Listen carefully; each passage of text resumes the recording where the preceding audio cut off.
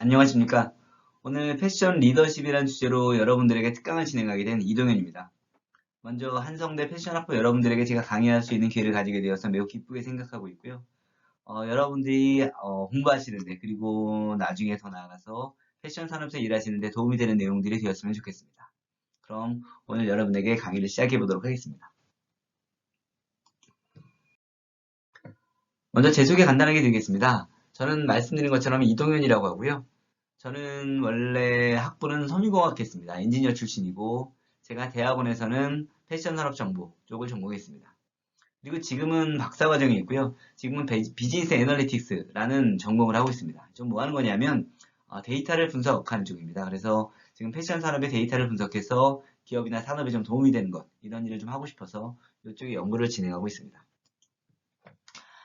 제가 패션 산업과 연을 가지게 된 건 제가 그 학부를 졸업하고 나서 취직을 해야 되는데 그때 엔지니어니까 뭐 다른 쪽으로 가야 되겠지만 좀 제가 재미있고 좀 특이한 일을 하고 싶어서 패션 회사에 지원을 했습니다. 그래서 다행히도 제가 코롱 인더스트리 FNC 부문, 패션 부문에 합격을 했고 처음에 여성복에서 영업으로 제가 공채 신입사원으로 일을 시작했습니다. 그래서 제가 영업으로 시작해서 MD도 하고 추후에는 뭐 관리자도 하고 해서 제가 일을 진행했고 나중에는 DFT 패션 그룹으로 자리를 옮겨서 보그너라는 브랜드에서 상품 기획 총괄을 담당하기도 했습니다. 그리고 지금은 FCL 코리아라는 회사를 운영하고 있고요. 그리고 뭐 기타 다른 학교에서 강의도 좀 진행하고 있습니다.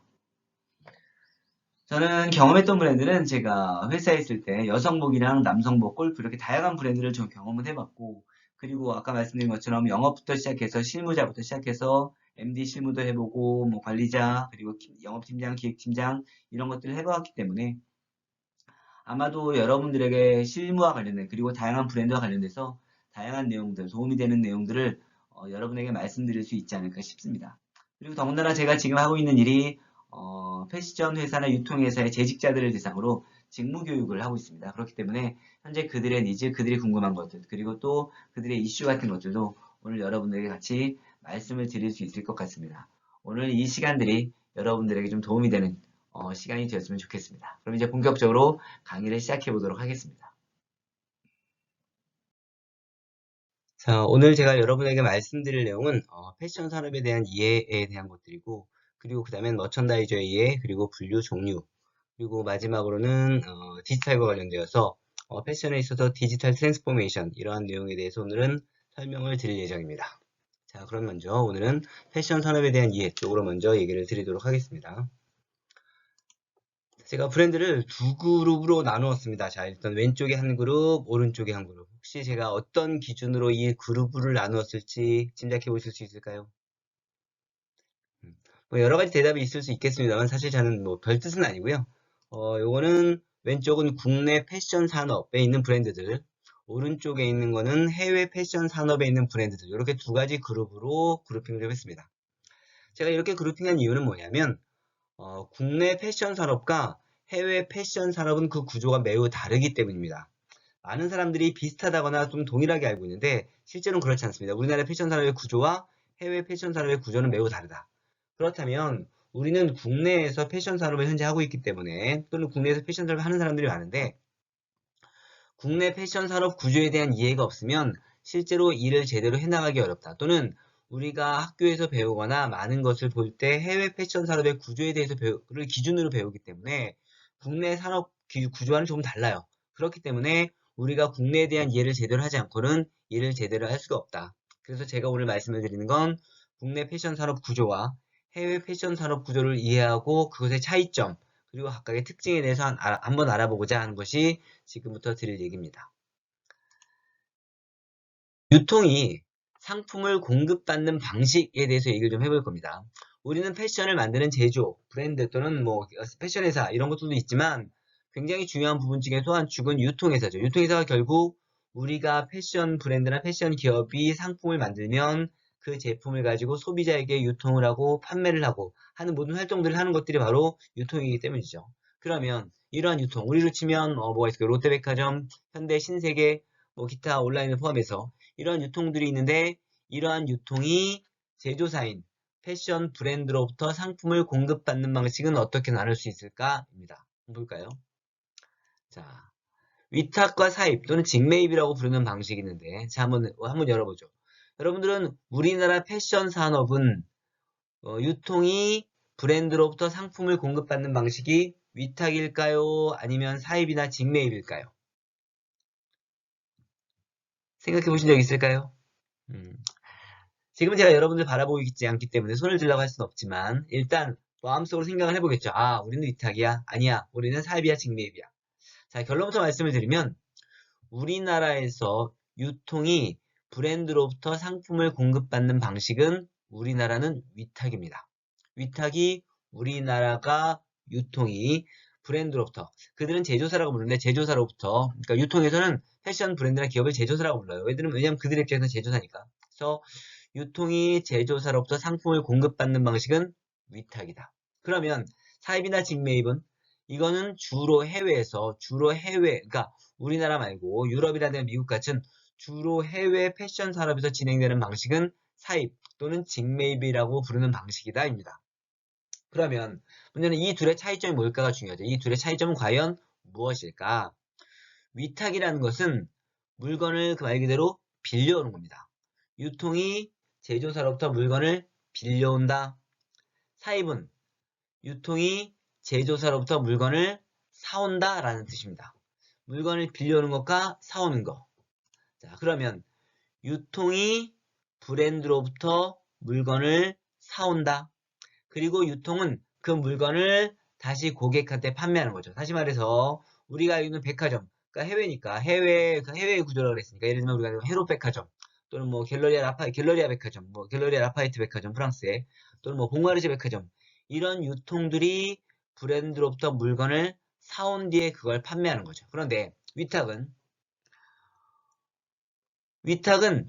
유통이 브랜드로부터 물건을 빌려오는 겁니다. 다시 유통, 롯데, 현대, 신세계가 브랜드, 다시 말해서 코롱이나 삼성이나 LF 같은 데로부터 물건을 빌려옵니다. 그리고 나서 그 물건을 고객한테 판매하는 거죠. 브랜드는 다시 말해 제조사는 유통에게 물건을 위탁으로 공급합니다. 위탁은 아까 얘기한 것처럼 빌려준다라는 개념이라고 그랬어요. 그러면 이 위탁과 사입의 가장 큰 차이점은 뭘까요? 위탁과 사입의 가장 큰 차이점. 빌려온다와 사온다. 그것의 차이점은? 유통 입장에서 봤을 때. 자, 유통 입장에서 볼 때 가장 큰 차이점은 재고에 있습니다. 재고. 유통에서 재고가 누구의 소유냐가 가장 큰 차이점인 거죠. 자, 이런 겁니다. 사입인 경우에는 유통이 브랜드로부터 물건을 사옵니다.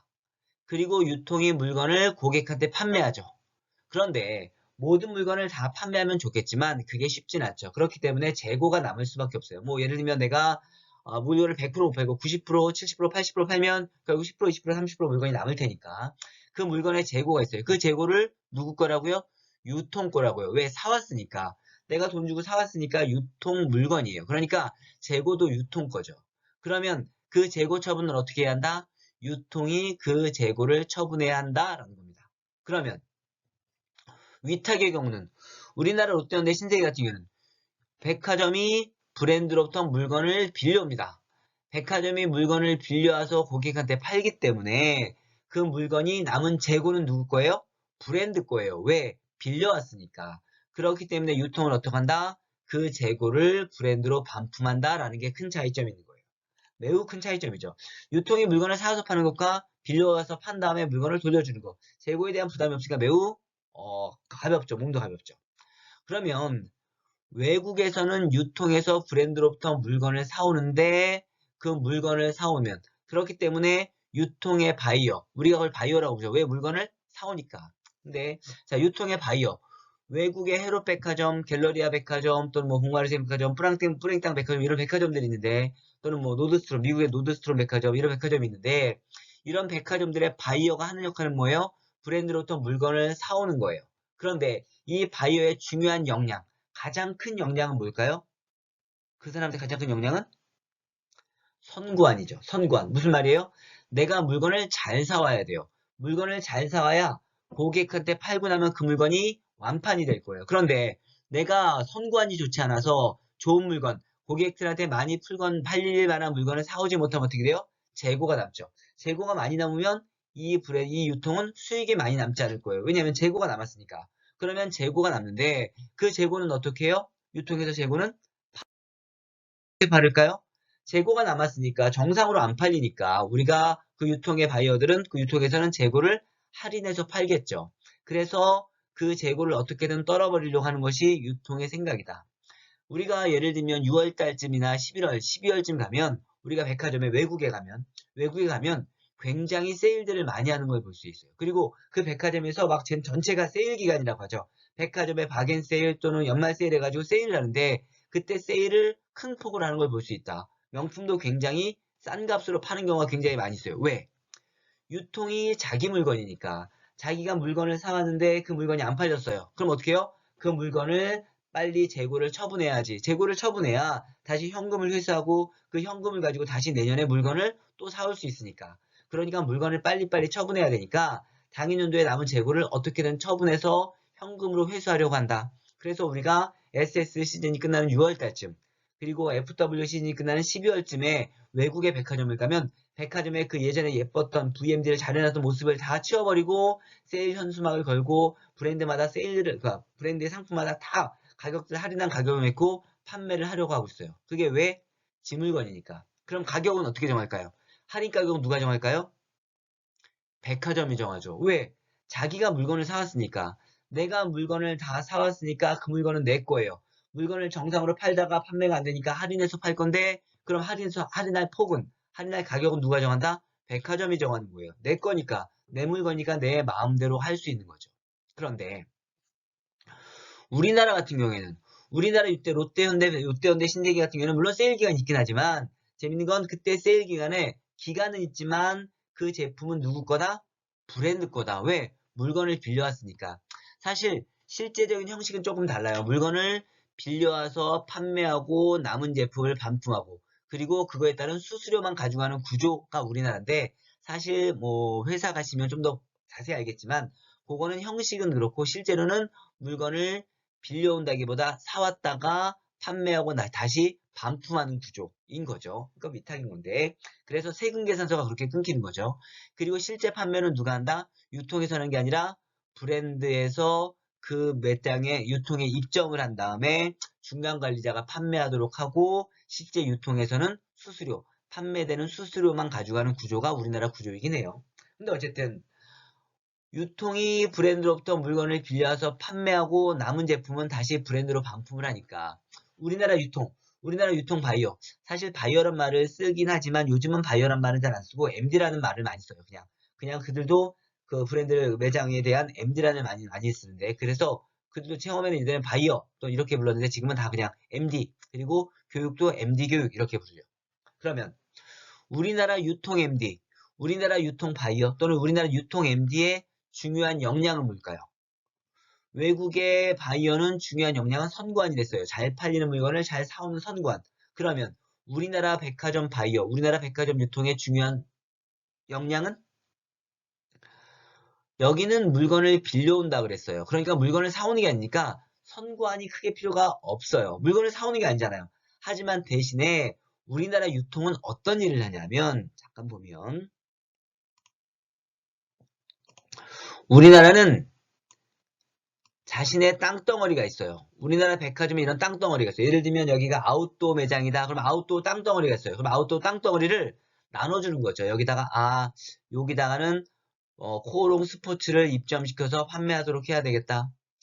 여기다가는 K2를 입점시켜야 되겠다.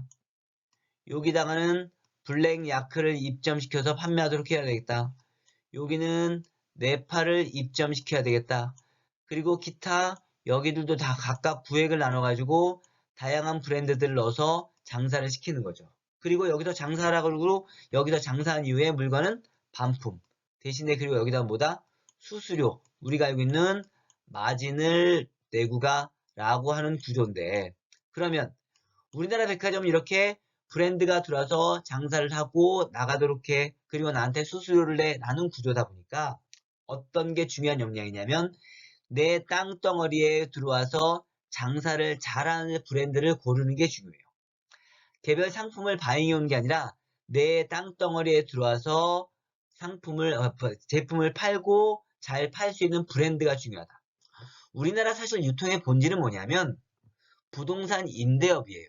우리나라 유통은 자신들의 땅덩어리를 브랜드에 빌려주고 브랜드에서 매출을 올리면 거기에 일정 부분의 수수료를 본인들이 취하는 구조가 바로 우리나라 유통 구조다. 그러니까 본인들은 부동산 임대업과 같은 형태이기 때문에 좋은 브랜드를 유치해서 장사를 잘하고 매출을 많이 올리는 게 중요하죠. 그러면 우리나라 MD들, 우리나라 유통의 바이어들이 중요한 역량보다 장사가 잘 되는 브랜드를 내 땅덩어리에 입점시키는 게 가장 중요해요. 외국의 유통 바이어는 장사가 잘 될 제품을 사오는데 우리나라 유통은 장사가 잘 될 브랜드를 유치해서 입점시키는 게 중요하다. 자, 그러면 이들은 어떤 브랜드를 유치하려고 그래요? 방금 얘기한 것처럼 장사가 잘 되는 브랜드. 또 어떤 브랜드? 검증된 브랜드. 자, 판매가. 그리고 옆에 유통에서 장사가 잘 되는 브랜드.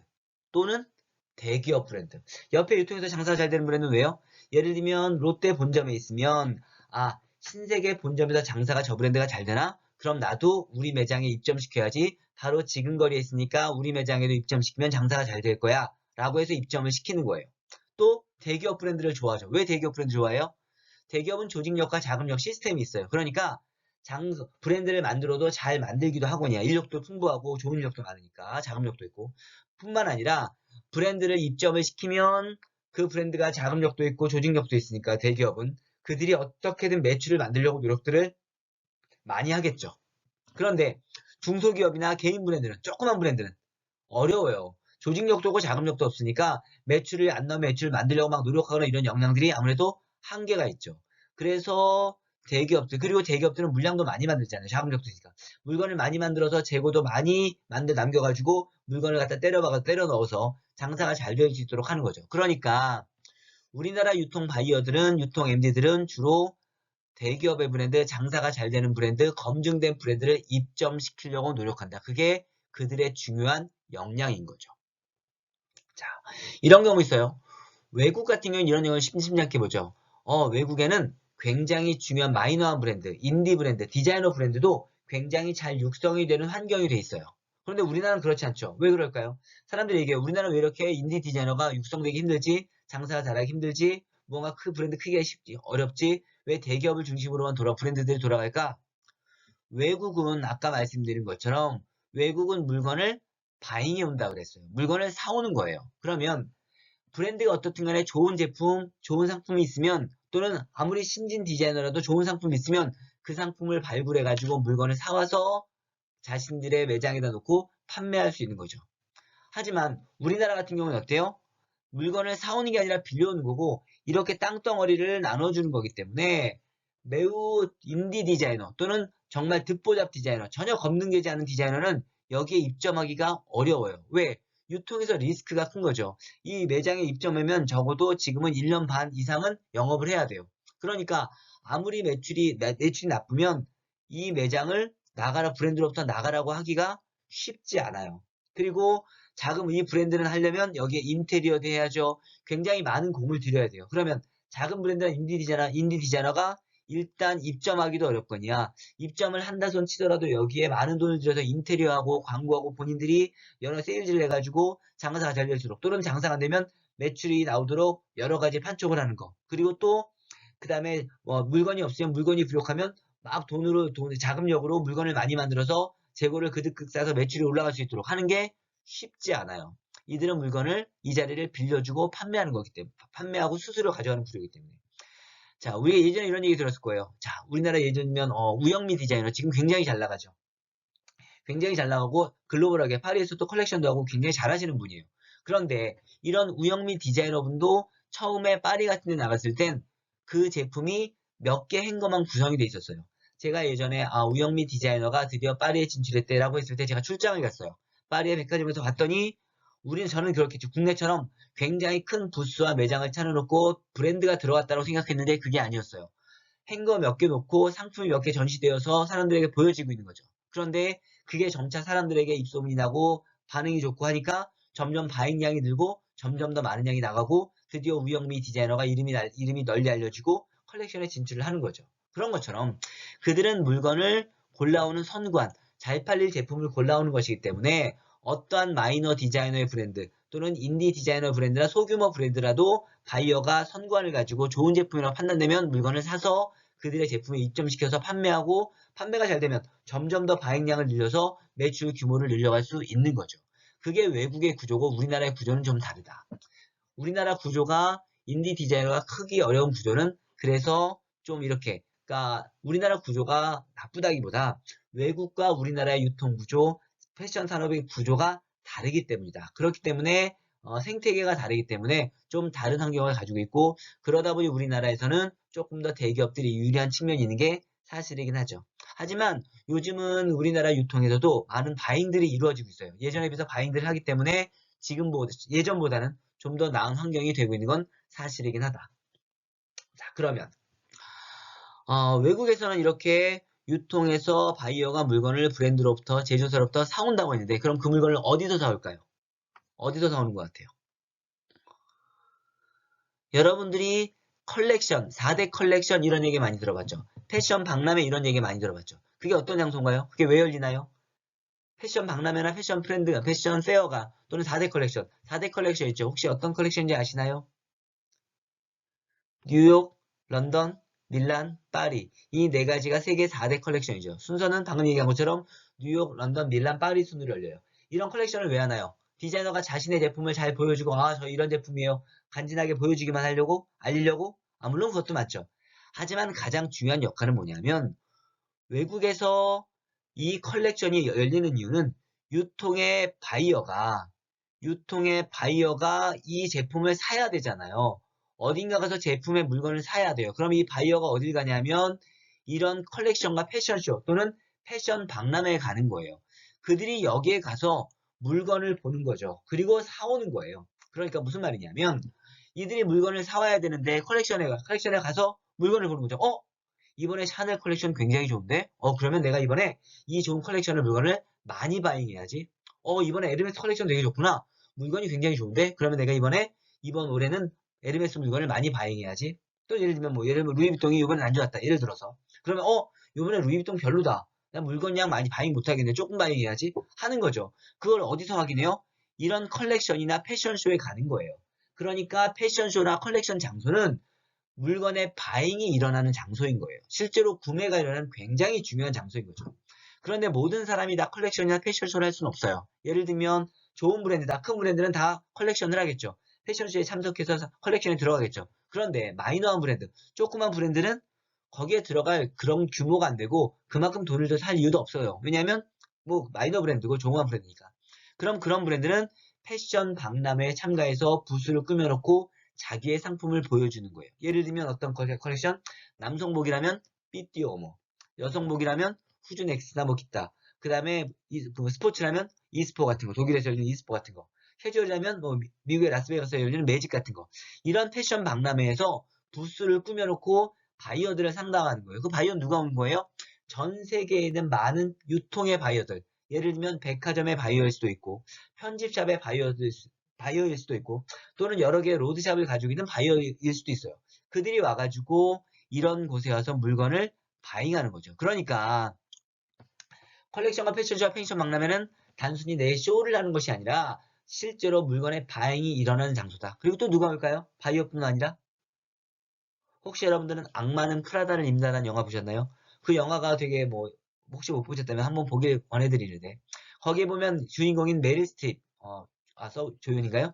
메릴 스트립이 있어요. 메릴 스트립은 지금으로 치면 보그라든가 하퍼스바디 같이 굉장히 유명한 잡지의 편집장인 거예요. 굉장히 권한이 막강하죠. 그 사람이 와서 패션쇼를 보고 자신의 잡지에다가 얘기를 하죠. 이번에 루이비통 컬렉션 굉장히 좋아 라고 얘기하면 그 모든 전 세계 핫피플들이 패션 피플들이 그걸 보죠. 그러면서 이번에 루이비통 컬렉션이 너무 좋대. 굉장히 좋대. 우리 루이비통 사볼까? 라고 영향력을 끼치는 거예요. 그래서 이런 패션쇼에는 굉장히 유명한 전 세계 편집장들이 가서 보죠. 그리고 그들의 의견을 거기다 나타내는 거예요. 그래서 중요한 역할을 하기 때문에 이런 컬렉션과 패션쇼의 가장 중요한 주인공은 누구다?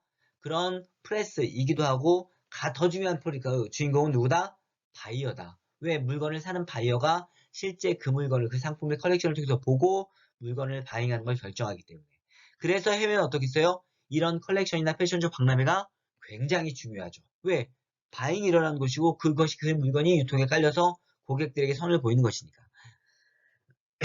그래서 이런 컬렉션이나 패션쇼 박람회가 굉장히 중요하다. 그런데 우리나라도 컬렉션이 열려요. 뭐 서울에서도 열리고 DDP 같은 데서 대구에도 열리고 많이 열려요. 그런데 열리는데 외국만큼 그렇게 폭발력 있거나 사람들의 관심을 끌지 못해요. 패션인들은 좀 관심을 갖지만 많은 사람들의 관심을 의외로 갖지 못해요. 왜 그럴까요? 왜? 왜? 이 패션쇼는 바이어가 가서 물건을 사는 곳이라 그랬어요. 그런데 우리나라 유통 바이어, 우리나라 유통 MD들은 물건을 사오나요? 안 사와요. 물건을 사오지 않으니까 그들이 패션쇼에 갈 이유가 있나요? 없어요. 그들은 패션쇼에 갈 메리트가 아무런 이유가 없어요. 가봐야 그냥 보고 오는 거예요. 그들은 자신의 땅덩어리의 브랜드를 유치해서 장사를 잘할 브랜드를 고르는 그게 중요한데 장사가 이미 잘할 브랜드, 잘하는 브랜드를 불러야 되는데 패션쇼에 나온 브랜드는 마이너한 브랜드죠. 장사를 잘할지 못할지 검증이 안 돼 있어요. 그들은 조직력이나 자금력도 없어서 브랜드를 띄울 만한 역량이 될지 안 될지 잘 몰라요. 우연히 그들이 브랜드가 고객들이 좋아해서 띄우면 모를까. 그런데 그 가능성이 너무 희박하죠. 그러니까 우리나라 컬렉션이나 패션쇼가 쉽지 않은 거예요. 우리나라도 패션 박람회가 열려요. 매년 열려요. 대구도 열리고 여러 곳도 열리는데 그 박람회 규모나 박람회가 활성도가 그렇게 크지 않아요. 왜? 아까 똑같아요. 바이어가 거기에 최대 주인공은 가장 큰 고객은 바이어가 와서 MD가 와서 또는 유통을 가지고 있는 유통 바이어들이 와서 물건을 바잉해 가야 되는데 아무도 그 자리에 오지 않아요. 그러다 보니 활성화가 되지 않는다. 그래서 여러분 같은 패션을 하시는 분들이 인디 디자이너가 되어서 또는 자신의 사비를 들여서 또는 어떻게든 자금을 마련해서 내가 브랜드를 만들고 뛰어야지 라고 생각해서 패션쇼를 했는데 사람들이 잘 오지 않아요. 왔는데 자꾸 우리나라 패션쇼에 누가 와요? 기안84 같은 사람이 와서 앉아있어요. 원래 누가 와야 돼요? 바이어가 와야 되는데 기안84가 와서 앉아있어요. 왜 기안84가 와서 앉아있을까요? 사람들에게 바이럴이 돼야 되잖아요. 홍보가 돼야 되잖아요. 그러니까 어쨌든 내 브랜드를 알려면 홍보가 돼야 되니까 광고대 행사를 써가지고 홍보대 행사를 써가지고 그들이 연예인들 그리고 좀 이런 셀럽들을 부르는 거예요. 그러면 그들이 주목이 되니까 그 패션쇼가 좀 널리 바이럴 되길 바라는 거죠. 그런데 문제는 여러분 혹시 예전에 그 나 혼자 산다에서 기안84가 와서 패션쇼를 DDP에서 봤어요. 근데 문제는 여러분 혹시 기안84가 어떤 브랜드에 와서 패션쇼 봤는지 기억하세요? 아무도 기억 못해요. 그냥 기안84가 왔다는 사실만 알아요. 그 브랜드가 뭔지 아무도 기억하지 않아요. 그러다 보니 패션쇼가 정작 필요한 인원들이 오지 않는 거죠. 그리고 또 어떤 분이 와 있어요? 여러분들 다 패션쇼 한 번씩 가봤죠? DDP 하는 거, 뭐, 코엑스나 DDP 하는 거. 왜요? 교수님들이 가라 그러니까 가서 보시죠. 공부도 되고 경험도 되고. 물론 좋아요. 나쁜 건 아닌데, 문제는 그런 디자이너 입장에서 누구에게 보여주고 싶어요? 바이어들에게 보여주고 싶은 거예요. 그리고 프레스, 유명 편집장들에게, 패션 편집장들에게 보여주고 싶은데, 실제로 그들은 잘 오지 않아요. 그러다 보니까 우리나라 컬렉션이나 박람회가 크게 활성화되지 않는 부분이 있다. 그게 좀 안타까운 부분이긴 하죠. 어쨌든 이런 컬렉션이나 패션 박람회가 그래서 그런 중요한 의미를 가지는 거죠. 그러면 유통 바이어들은 이런 브랜드를 제조사로부터 컬렉션이나 패션쇼 박람회에 가서 물건을 사오는데 이런 브랜드를 우리가 뭐라고 부르냐면 들어봤나요? 홀세일 브랜드라고 불러요. 홀세일 브랜드. 홀세일 브랜드. 우리로 말하면 도매 브랜드예요. 도매. 홀세일이 도매란 뜻이죠. 홀세일 브랜드는 이 브랜드가 도매로 유통의 상품을 팔아요. 그럼 이 유통이 뭐가 되는 거죠? 소매가 되는 거죠. 소매가 돼서 고객한테 다시 물건을 파는 거예요. 도매로 물건을 떼와서 소매로 파는 구조. 그래서 이런 브랜드를 홀세일 브랜드라고 한다. 그래서 외국은 다 홀세일 브랜드의 구조예요. 그런데 우리나라는 어떻게 한다? 우리나라는 유통이 물건을 형식상 빌려온다. 근데 좀 더 정확한 실제적인 의미는 유통의 땅덩어리에 브랜드가 입점해서 브랜드가 중간관리자를 고용해서 그 사람으로 하여금 물건을 팔게 한다. 다시 말해서 유통은 땅덩어리를 빌리는 것이고 실제적으로는 브랜드에서 직접 물건을 판매한다. 그리고 유통에 뭘 준다? 수수료를 주는 게 우리나라의 구조인 거죠. 그러니까 우리나라는 외국과 구조가 달라요. 그러면 우리나라 브랜드는 뭐에 대한 부담을 가지고 있다? 재고에 대한 부담을 가지고 있어요. 이 재고에 대한 부담이 굉장히 크기 때문에 외국의 유통과는 굉장히 다른 형태인 거죠. 그러니까 이 브랜드는 외국의 브랜드는 물건을 홀세일 브랜드는 물건을 팔고 나면 끝이에요. 왜? 여기서 유통해서 주문하는 주문량만큼의 물건을 만들면 돼요. 100개를 주문하면 100개만 만들어서 팔고 재고를 가지고 있지 않아요. 그 내년을 상품을 기획하면 되죠. 이 100개를 팔고 남은 재고는 재고를 70개를 팔고 나면 남은 30개는 유통해서 본인들이 처분을 하면 되는 거예요. 그런데 여기서는 유통이 물건을 사오지 않기 때문에 여기서 100개의 물건을 팔면 70개를 팔고 남은 자국 30개가 본인 거예요. 이 재고를 다시 본인 브랜드에서 제조사에서 감당을 해야 되는 거죠. 그런데 이 구조가 왜 중요하냐면 여러분들 같이 인디 디자이너가 물건을 만들어서 팔려고 해요. 그런데 제가 본 바 많은 디자이너들은 본인들이 배운 게 직매입 구조, 사입 구조에 대해서 배웠어요. 그러니까 본인은 홀세일 브랜드인 줄 알아요. 그래서 유통의 물건을 팔길 원하는데 유통은 물건을 사주질 않아요. 그리고 뭐라고 얘기해요? 야, 우리가 물건을 빌려다 팔게. 다시 말해서 네가 팔고 나는 수수료를 가져갈게. 내 유통 내 자리에서 팔고 나가도록 해. 재고는 도로 가져가. 그럼 그 브랜드의 싱글 브랜드 하시는 분들 본인들이 재고를 다시 가져와서 그러면 그 재고를 팔아야 되는데 재고에 판매할 수 있는 루트가 있어요? 없죠. 왜? 이분들은 유통을 가지고 있지 않으니까. 그러니까 이 재고가 본인에게 고스란히 부담으로 돌아오는 거예요. 그러다 보니 여러분들 같이 또는 인디 디자이너 또는 패션을 막 시작해서 청운의 꿈을 안고 브랜드를 런칭하신 분들은 본인이 물건을 팔아야 되는 것도 몰랐고 나중에 그 재고를 자기가 처분해야 되는데 그것도 처분할 루트도 없고 그러니까 재고가 처분이 안 되니까 돈이 들어오지 않고 돈이 들어오지 않으니까 다시 물건을 만들 수가 없어요. 그렇기 때문에 악순환에 빠지는 거죠. 그렇기 때문에 우리나라 구조는 다르다. 외국의 구조와는 다르다. 이 구조를 이해하고 있어야 우리나라 패션 산업에서 구조를 이해하고 상품을 제대로 판매해서 브랜드를 운영할 수 있어요. 그러니까 이게 매우 다른 구조라는 것을 이해하는 것이 먼저는 필요해요. 자, 지금까지 위탁과 사입, 빌려와서 판다, 사와서 판다의 구조의 차이점을 말씀을 드렸는데 제가 다음 시간에는 이 구조에 대해서 좀 더 설명을 드리고 또 다른 구조에 대해서 설명을 좀 드리도록 하겠습니다. 여기까지 할게요. 일단은.